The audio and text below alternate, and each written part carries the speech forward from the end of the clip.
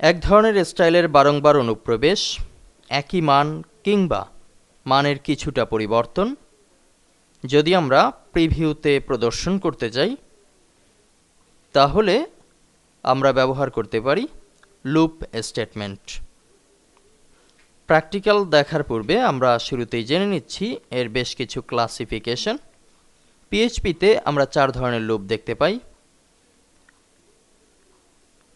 While loop, do while, for loop, for each loop. এই 4 ধরনের statement থেকে শুরুতেই আমরা দেখব হোয়াইল লুপ। এর বেসিক রুলস ইফ কন্ডিশনের মতোই। শুরুতেই আমরা একটি ভ্যারিয়েবল নিয়ে নিচ্ছি, ভ্যারিয়েবল নাম যে কোনো একটি নাম্বার আমরা দিতে পারি। সাপোজ আমরা দিচ্ছি 1। এরপরে আমরা লিখব হোয়াইল, WHILE, ইফের মতোই ফার্স্ট ব্র্যাকেট, পরবর্তীতে সেকেন্ড ব্র্যাকেটের শুরু এবং সেকেন্ড ব্র্যাকেটের শেষ, ইকো করা হবে 2 সেকেন্ড ব্র্যাকেটের মাঝে, এবং এক ধরনের কন্ডিশন শর্ত এখানেও জুড়ে দেওয়া হবে। যদি শর্তটি সত্য হয় তাহলে ইকো করবে। এখানে আমরা ভ্যারিয়েবল নাম হিসেবে দিয়েছি নাম্বার 1 এবং আমরা একটি শর্ত লিখছি হোয়াইলের ফার্স্ট ব্র্যাকেটের ভেতরে। ভ্যারিয়েবল নাম যদি নামটি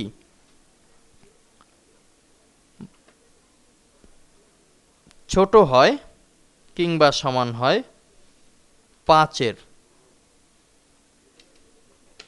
তাহলে ইকো হবে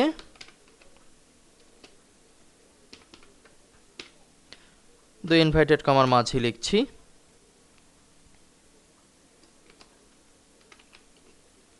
দিস ইজ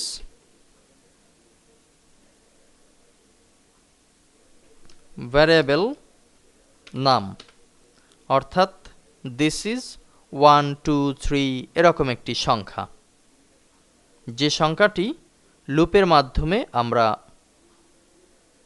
পেয়ে যাব। এ পর্যায়ে আমরা যদি সেভ করি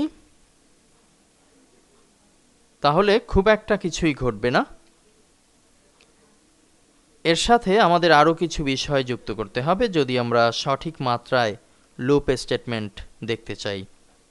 শুরুতেই একটু বিআর কমান্ড দিয়ে নিচ্ছি যাতে ভেঙে ভেঙে টোটাল নাম্বারটিকে প্রদর্শন করতে পারে, এবং নিচের দিকে দিচ্ছি ভ্যারিয়েবল নাম প্লাস প্লাস, অর্থাৎ এক এক করে বর্ধিত হবে।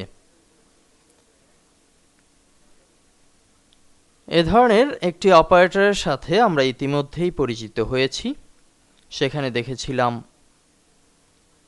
যখন আমরা প্রিভিউতে যাচ্ছি তখন নির্ধারিত মানের সাথে 1 যোগ হচ্ছে।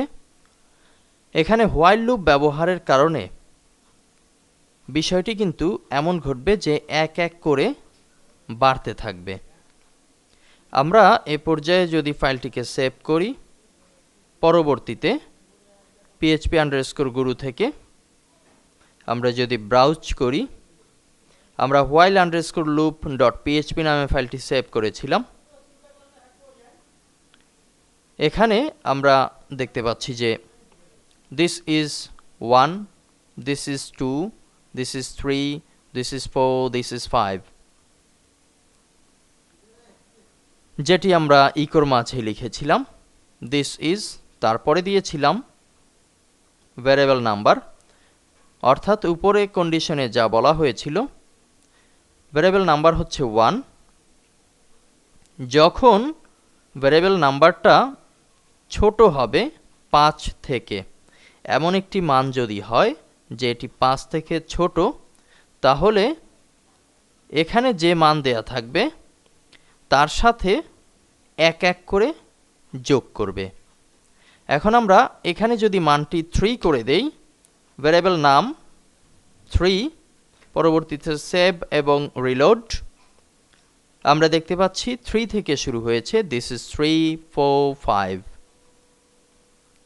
একইভাবে আমরা যদি এখানে 5 এর জায়গায় 10 করে দেই, পরবর্তীতে সেভ এবং রিলোড, দেখতে পাচ্ছি যে 3 থেকে 10 পর্যন্ত প্রদর্শিত হচ্ছে।